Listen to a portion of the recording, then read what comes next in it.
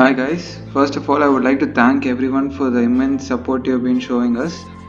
So in this video I'm going to be giving you all a schedule for first year MBBS students which will be for 45 days, and the way this schedule has been designed is that it focuses on understanding the subject as a whole, all three subjects put together, and it will go in a very systematic and organized manner so that you understand and you get a sense of what you're going to study in the first year.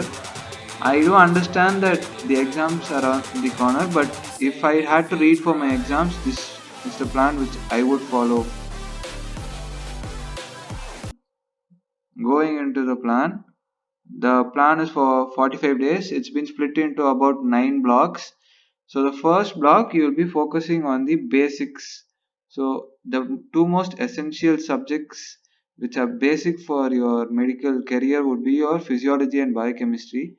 So I would suggest you to start studying with general physiology combined with cell physiology, carbohydrate metabolism, lipid metabolism, and protein metabolism. Yes, this dominates a lot of biochemistry, and almost the first paper of biochemistry is been covered in the first 6 days. But please do understand this is the basic subject which you need to understand for further building up your future subjects like your pathology and your microbiology. Your biochemistry and physiology will be a base. Your anatomy will help you in your surgery and orthopedic subjects like that. So we'll focus on that the next block. So the first block you need to study general physiology, cell physiology, carbohydrate metabolism, lipid metabolism, protein metabolism.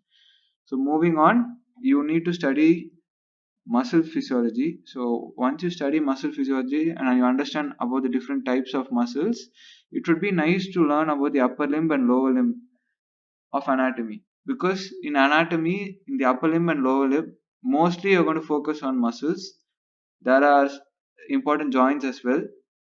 If you are done with all of that in the next 4 days, it will be very good. Following that, if you learn about genetics and embryology together, so embryology will be like your story of how uh, sperm and ova are formed and how they fuse together and how a baby is formed and all that and how different organs are formed. So that will be your embryology, and your genetics will be your molecular level of encoding and how information is passed from one cell to another and how is different characteristics being transmitted, how are different diseases being transmitted.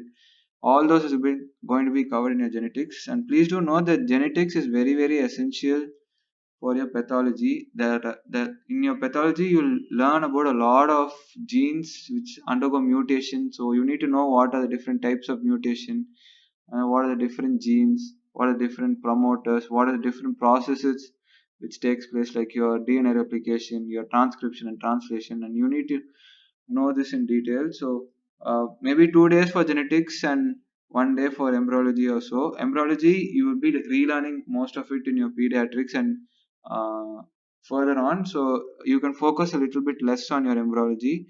Moving on, you can study histology and enzymes together. Histology is again very important in your pathology, where you will be studying your histopathology, where you'll be you need to know what is the normal structure under the microscope to identify what is the disease structure. So it's very important.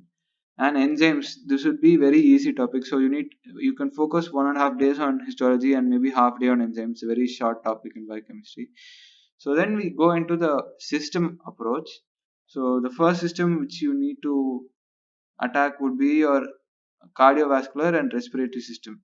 Please do note that studying these two systems together is a very good idea, because any kind of disease which affects the cardiovascular system will ultimately affect the respiratory system, and the person might uh, die. So either, and if something is affecting the respiratory system, the cardiovascular system will be under problem. So they are very interconnected. So it would be a good idea to read them together, and you put that together with your anatomy of your heart, lung, and your thorax would be excellent, and you would have a complete understanding of the normal structure, function, and of the CVS and RS system.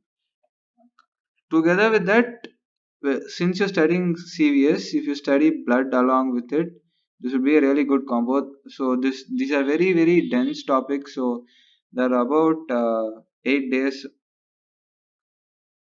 8 days for this topic. So you can split it up like 2 days for blood and 6 days for thorax and CVS and RS together. So that would be your first systematic approach. Then following that, you'll be studying your abdomen combined with your GIT and renal system.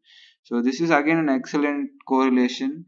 So if you know the anatomy of the abdomen and GI system, most of it will coincide, except there'll be a few parts like your esophagus and your mouth, which will be very different processes taking place in your mouth. And you if possible, you go to head and neck and read those topics while you're reading GIT and renal. But this would be a very ideal approach, reading abdomen, GIT and renal system together.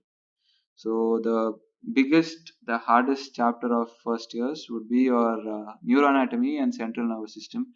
Both are extremely difficult, and you need a lot of patience to go through the different sets of data, because most of this is very easy to understand, but there's a lot of data when it comes to neuroanatomy. Like there are so many landmarks on the brain and then on the spinal cord, and the structure of the spinal cord and correlation between different areas of brain and spinal cord and different tracks. All those is going to be very hard when you look at it for the first time, but if you get familiarized with it, your medicine practice would become very very easy, and you would instantaneously figure out if there's some kind of uh, CNS pathology involved or some disease affecting the CNS system. So that would be an excellent correlation. And finally, you read your head and neck anatomy with your endocrine system. So why we have chosen the endocrine system is a lot of hormones and all of those things will be exposed to you in endocrine system. For combining that with head and neck might seem a little bit vague, but you have completed most of your subjects by now. So you will start understanding how different things are mediated together, and how the head and neck is the link between the brain and the body, and why it's so important, and a lot of things are going on over there. So head and neck again is very very important, and you would be rereading it again in your ENT. So it would be good if you can focus on it and get it done right here in first year. The last thing would be your pelvis and perineum and your reproductive system. Usually this topic is overlooked and not many of them study this in detail, and very very few people understand the anatomy and reproductive system properly. So combining them together would be the best thing to do. So this is how I would study my first year if I had to do it again. And I think this would give you a good idea or a roadmap of how you're supposed to go about your first year and combine different things together, so that it will be easy for you to recall when you practice. And I believe that once you understand all of this, your exams become very easy, and whatever they ask, you will have some kind of correlation, and there won't be any topic which you won't know. So if they ask something in anatomy, your physiology or biochemistry might help you with your anatomy questions. Although you may not get your honors or gold medalist or university ranks, you can definitely clear the exams comfortably and get maybe a distinction. So that would be all, and I'll give a link with the photo of this timetable in the description below. If you need any kind of study groups to follow along with this timetable, I suggest you go follow up Dopamine Club. So it's a very interesting initiative where they're following up different studies, schedules, and strategies for various years. So thank you guys.